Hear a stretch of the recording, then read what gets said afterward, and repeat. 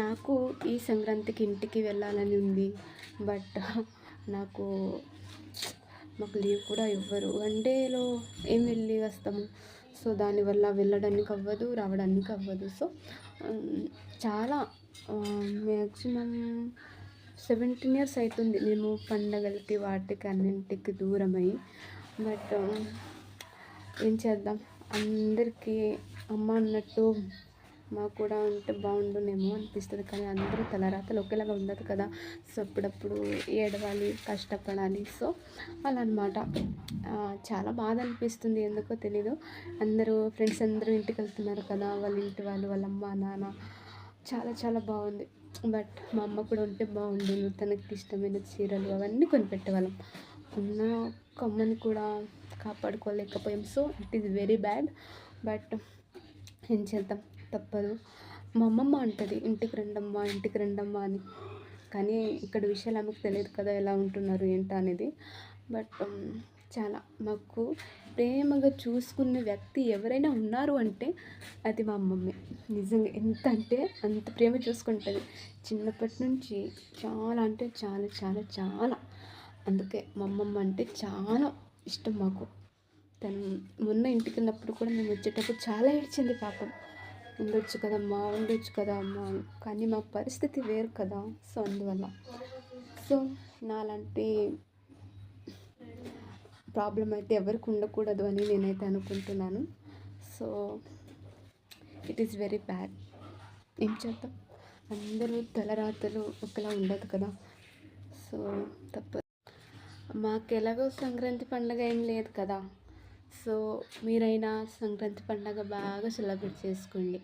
ఊళ్ళో ఉన్నవాళ్ళు, ఇంట్లో ఉన్నవాళ్ళు, అలాగే మీరందరూ, ఓకేనా. ఎందుకంటే మాకు ఎలాగో సంక్రాంతి పండుగ లేదు కదా. సో మీరైనా చక్కగా హ్యాపీగా ఫ్యామిలీతో, చుట్టాలతో అందరితో కలిసి సంక్రాంతి పండుగ అనేది హ్యాపీగా సెలబ్రేట్ చేసుకోండి. మాకేముంది, మా నాన్న ఏమంటున్నారంటే ఫోన్ చేశారు. ఫోన్ చేసి మా పండగకి ఇంటికి వస్తున్నారా అనేసి అంటున్నారు మా నాన్న. అయితేమో మొన్ననే 10 డేస్ నేను ఇంటికి వెళ్ళానని ఇప్పుడు అంటున్నారు ఆఫీస్లో. 10 డేస్ డుమ్మ కొట్టినావు అనేసి. పాపం మా నాన్నకు తెలియదు కదా, అందుకు సంక్రాంతి కదా, సో ఇంటికి వస్తారా అని మా నాన్న అడుగుతున్నారు.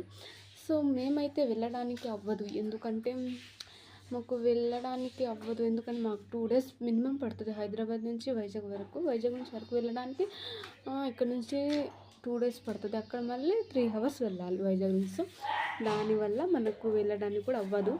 సో ఎవరైతే ఇంటికి ఉన్నారో లేదంటే ఇంటికి వెళ్ళాలనుకుంటున్నారో వాళ్ళందరూ హ్యాపీగా సంక్రాంతి పండుగ అనేది సెలబ్రేట్ చేసుకోండి, సరేనా. మాకు ఎలాగో లేవుగా, సో మీరైనా ఎంజాయ్ చేయండి.